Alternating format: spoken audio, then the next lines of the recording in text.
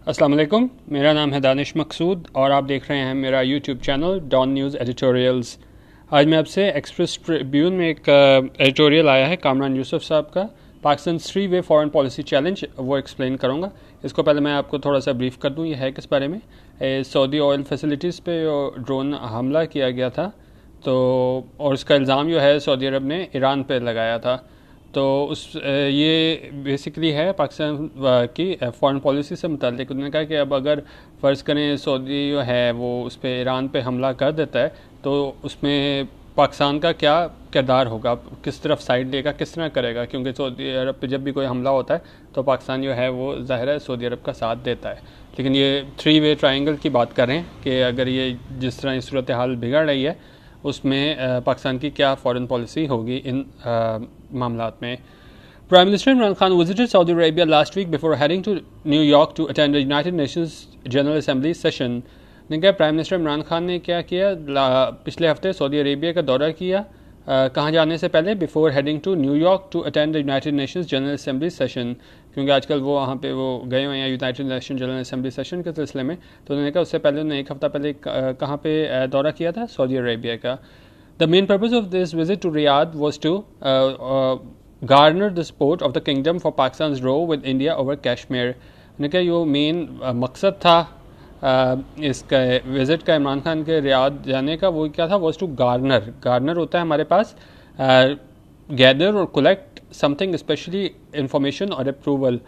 तो उन्होंने कहा ये इसलिए था कि वहाँ जाएं और रियाद जाके वहाँ जाके बता सकें, सपोर्ट हासिल कर सकें किसकी, यूनाइटेड इसकी सऊदी किंगडम की, for Pakistan row with India, यो पाकिस्तान का जो है झगड़ा किसके साथ, इंडिया के साथ, और ओवर कश्मीर, किसकी वजह से है, कश्मीर की वजह से। But just days before his meeting with the Saudi king and crown Prince, लेकिन सिर्फ कुछ दिन पहले जब इनकी मीटिंग होनी थी सऊदी किंग और क्राउन प्रिंस से, तो फिर क्या हुआ, Saudi oil facilities were struck by missiles, और ये सऊदी ऑयल फैसिलिटीज़ थी उनको निशाना बनाया गया मिज़ाइल के ज़रिए से। The unprecedented attacks carried out हमारे पास आ जाता है अकम्प्लिश, अचीव करना, bring off, carry off, to execute. तो उन्होंने कहा ये कैरी आउट किए गए यानी कि अटैक किए गए उस पर ऑयल फैसिलिटीज़ पे, किसके ज़रिए, through drones. Shut down the kingdom's half of oil production, इसने बंद कर दी किंगडम की आधे से ज़्यादा oil production, but significantly spark fears, लेकिन ये अंदेशे लाक हो गए of a war in the already volatile Middle East. उन्होंने कहा इससे ये ख़तरे लाक हो गए थे कि हो सकता है कहीं जंग ही ना शुरू हो जाए in the already volatile Middle East. Volatile ये होता है हमारे पास liable to change rapidly and unpredictably, specially for the worse, और जहाँ पे बहुत जल्दी से जो हैं वो हालात तब्दील हो जाएंगे। उन्होंने कहा मिडल ईस्ट के जो है वो वैसे ही इतना वॉलेटाइल है वहाँ की इन्वायरमेंट कि जो इस तरह ये अटैक हुआ, ड्रोन अटैक, तो इससे खदशा हो गया था कि कहीं वॉर ही ना शुरू हो जाए। Saudi Arabia and the US have accused Iran of being behind the attack, और ये अटैक जो हुआ था इसमें सऊदी अरेबिया और यूएसए ने जो है वो इल्ज़ाम लगाया ईरान पे कि उन्होंने ये काम किया है। Although हौती rebels in Yemen claim the responsibility, उन्होंने कहा लेकिन क्या है, हौती रेबल्स जो हैं येमन में, उन्होंने इसकी ज़िम्मेदारी कबूल कर ली। अगेंस्ट दिस बैकड्रॉप हमारे पास होता है इस सेटिंग और conditions with in which something happens, मतलब कि कोई भी हालात आए हों तो उन हालात के तनाजुर में कोई आप वहाँ जाए। अगेंस्ट दिस बैकड्रॉप, अब जिस तरह उन्होंने कहा ये सारी इन्होंने कंडीशंस बताई हैं, क्या क्या ये कंडीशंस हुई थी कि वहाँ पे जो इनकी ऑयल फैसिलिटीज़ था वहाँ पे हमला हुआ था, और सऊदी अरेबिया ने जो है वो ईरान पे इल्ज़ाम लगाया, सऊदी अरेबिया और यूएसए ने। और इस अगेंस्ट द बैकड्रॉप, इन हालात में, अगेंस्ट द बैकड्रॉप ये हो गया मतलब इन हालात में, prime minister Imran visited Saudi Arabia, उन्होंने विजिट किया सऊदी अरब का। Naturally much of the discussions remain focused on the briefing tensions between Saudi Arabia and Iran, और ज़्यादातर डिस्कशंस किस चीज़ पे हुई, जो टेंशंस बढ़ रही थी किनके दरमियान, सऊदी अरेबिया और ईरान के दरमियान। बेशक उन्होंने दूसरे थे यमन के हौती रेबल्स, उन्होंने रिस्पॉन्सिबिलिटी कबूल कर ली थी, लेकिन टेंशन बढ़ रही थी सऊदी अरेबिया और ईरान की। An official hand out issued by the prime minister office in Islamabad said, एक ऑफिशियल हैंड आउट इशू किया प्राइम मिनिस्टर ऑफिस की जानिब से इस्लामाबाद में, उसमें उन्होंने कहा Imran briefed Saudi leadership about the current situation in Kashmir, के इमरान खान ने ब्रीफ किया यानी उनको बताया कि क्या सूरत हाल चल रही है कश्मीर में सऊदी लीडरशिप को ये बताया। The statement went on to say, statement में ये भी था that the Saudi king and the crown prince expressed concerns over the situation, कि उन्होंने इजहार किया, इसका तशवीश का इजहार किया जो हालात चल रहे हैं कश्मीर में, over the situation, and reiterated हमारे पास क्या होता है, से समथिंग अगेन और number of times typically for emphasis और क्लियरिटी, यानी उन्होंने ये भी कहा कि their support for the Kashmir cause, यानी उन्होंने अपने वो भी कहा कि जी हम जो है वो सपोर्ट कंसर्न शो किया and reiterated their support for the Kashmir cause, दोबारा दोहराया अपना जो इनका था कि जी कश्मीर कॉज को हम सपोर्ट करते हैं। Interestingly, the statement carried by the official news agency of Saudi Arabia did not mention Kashmir. उन्होंने कहा वहाँ पे तो उन्होंने कहा कि जो हमारे PM ऑफिस से जारी हुआ था इस्लामाबाद में, वहाँ पे तो उन्होंने कहा कि वो बड़ा खदशे का इजहार किया है और उनको बड़ी तशवीश है जो हालात चल रहे हैं कश्मीर में, लेकिन जो सऊदी स्टेटमेंट जो इनकी official news agency of Saudi Arabia है उसने वहाँ पे जब स्टेटमेंट जारी की तो वहाँ पे कश्मीर का नाम मेंशन नहीं था। The Saudi statement only talked about the attack on oil facility and Prime Minister Imran's condemnation. उन्होंने कहा उसमें सिर्फ और सिर्फ बात की गई थी कि अटैक हुआ है ऑयल फैसिलिटी में सऊदी अरेबिया में और इमरान खान ने उसको कंडेम किया है। This shows that the developing situation in the Middle East has thrown yet another challenge for Pakistan. और इससे ये ज़ाहिर होता है कि एक और चैलेंज है पाकिस्तान के लिए on the foreign policy front, और फॉरेन पॉलिसी पे जो है वो पाकिस्तान को मज़ीद चैलेंज हो गया। और बता रहे हैं कैसे हो गया। Any conflict between Saudi Arabia and Iran will have serious implications for Pakistan. उन्होंने कहा अगर ये तनाज़ा मज़ीद शिद्दत इख्तियार करता है किसके दरमियान, सऊदी अरेबिया और ईरान के दरमियान, तो इसके सीरियस इंप्लीकेशन, इसके बड़े सीरियस असरात होंगे पाकिस्तान पे। The major challenge for Islamabad is to stay away from this spring Iran Saudi tension. अब मेजर चैलेंज जो है इस्लामाबाद के लिए क्या होगा कि वो इससे दूर रहे, जो सऊदी और ईरान टेंशन हो रही है। But it is not going to easy, लेकिन ये आसान नहीं होगा गिवन द फैक्ट दैट, इस वजह से कि Pakistan has a strategic pact with Saudi Arabia.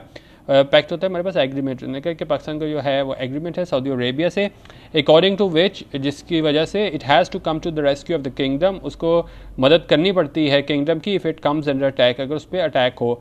Suppose if the US and Saudi Arabia launch an attack against Iran and Tehran retaliates, उन्होंने कहा फ़र्ज़ करें कि US और जो है सऊदी अरेबिया वहाँ हमला कर देते हैं किस पे, ईरान पे और ईरान पे, और एंड तेहरान रिटेलिएट्स ये होता है हमारे पास, आप अगर ज़ाहिर है किसी को कुछ मारते हो या हमला करते हो आगे से वो भी जवाब देता है। तो उन्होंने कहा अगर US और सऊदी अरेबिया हमला कर दें उस पे ईरान पे और वो वापस फाइट बैक करे, यानी make an attack in return, यानी ईरान पे हमला हो और ईरान वापस हमला कर दें इसके ऊपर US पे और सऊदी अरेबिया पे, तो विल पाकिस्तान टेक साइड्स और स्टे न्यूट्रल, यानी कि क्या पाकिस्तान साइड लेगा सऊदी अरब की या ईरान की, या न्यूट्रल रहेगा, यानी बिल्कुल किसी एक तरफ झुकाव नहीं होगा।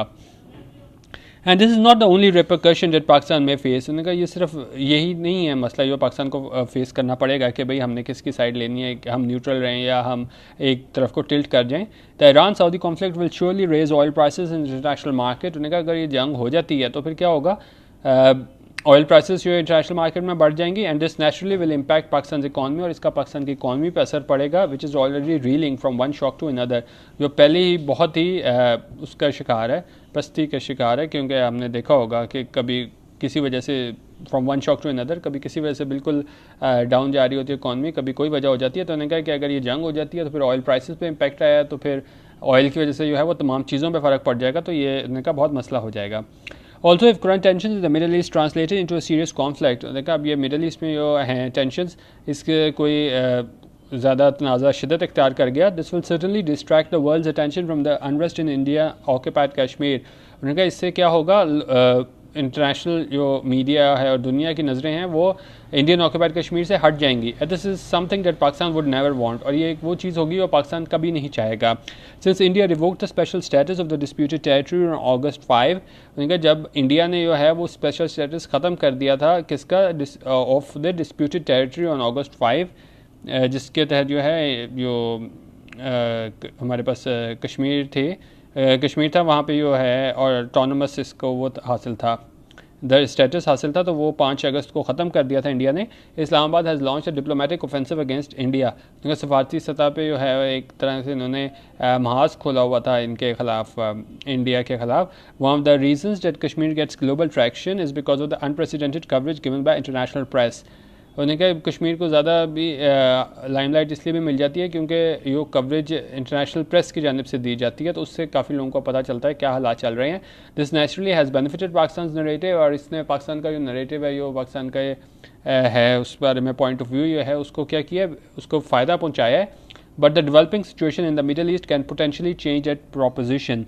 लेकिन ये डेवलपिंग सिचुएशन जो मिडल ईस्ट में हो रही है, जो है हमारे पास सऊदी अरेबिया और इनके दरमियान जो टेंशन चल रही है ईरान के दरमियान, तो इस दरमियान कोई भी कॉन्फ्लिक्ट हुआ माइनर सा भी, तो उसका क्या है वो बहुत चेंज ले आएगा इस प्रोपोजिशन में, क्योंकि ख़ास तौर पे जो कश्मीर उसको इंटरनेशनल मीडिया पे जो मिल रही है अटेंशन, तो फिर ज़ाहिर है सारी दुनिया का फोकस जो है वो इस जंग पे हो जाएगा, क्योंकि ये जंग ही उस पर लड़ी जाएगी। इंटरनेशनल मार्केट में जब ऑयल की प्राइस वो हो जाएगी, तो मीडिया जो है वो सारा इस तरफ हो जाएगा टिल्ट, और ये कश्मीर के मसले से लोगों की वो है वो हट जाएगी।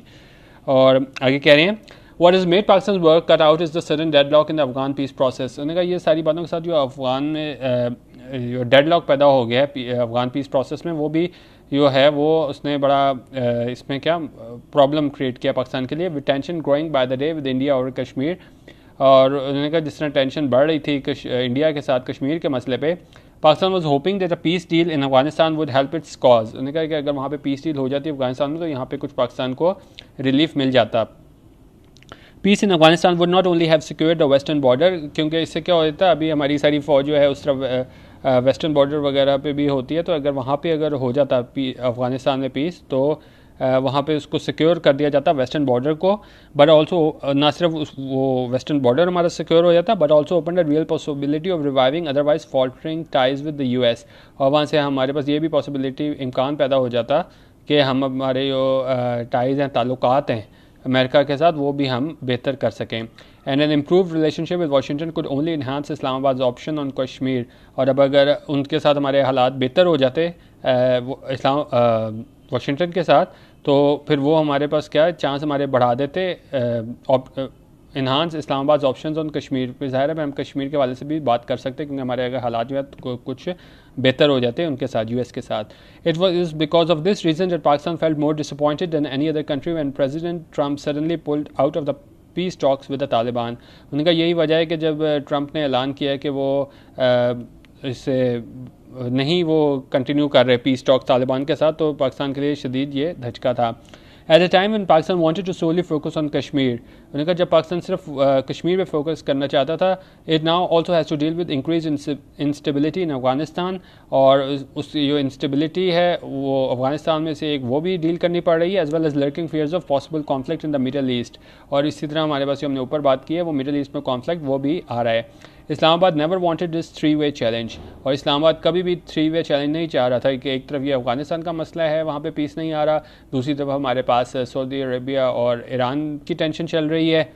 और कभी भी ये नहीं इन्होंने चाहा था कि इस तरह हमारे पास ये 3-way जो है ट्रायंगल ये बन जाए और मसले क्रिएट करे पाकिस्तान के लिए। और यहाँ पे हमारे पास कह रहे हैं पाकिस्तान कभी भी ये 3-way चैलेंज नहीं चाहता था। This testing times will undoubtedly test a mettle हमारे पास होता है a person's ability to cope well with difficulty, spirit and resilience. The team showed their true mettle in the second half. उन्होंने कहा ये परेशानियों और मुश्किलात को सामना करने की जो है ना एबिलिटी, उससे बोलते हैं मेटल।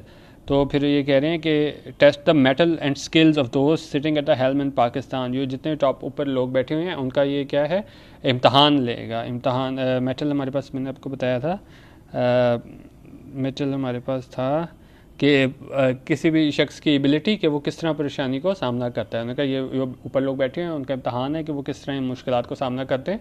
तो ये आज का एडिटोरियल था जिसमें उन्होंने बताया था कि किस तरीके से मिडल ईस्ट में टेंशन हो रही है, फिर अफगानिस्तान जो है वो पीस डील वहाँ पे नहीं हो रही, और पाकिस्तान जो है वो 3 इसमें वो आ जाएगा। जिस तरह उन्वान भी हमारे पास इसका था, Pakistan 3-way foreign policy challenge. तो ये 3 उसमें कि किसकी वहाँ पे साइड लेनी है, किस तरह चलना है वहाँ पे, और अफगानिस्तान में भी इसको सारों को किस तरह साथ लेके चलना है इन सारी टेंशन के साथ। तो ये आज का एडिटोरियल था। इसके अलावा आप यूट्यूब पे मेरा चैनल ज़रूर सब्सक्राइब कीजिएगा, जहाँ पे आपसे रोज़ एक उर्दू एडिटोरियल शेयर किया जाता है। वीडियो देखने का बहुत शुक्रिया। अल्लाह हाफ़िज़ और पाकिस्तान जिंदाबाद।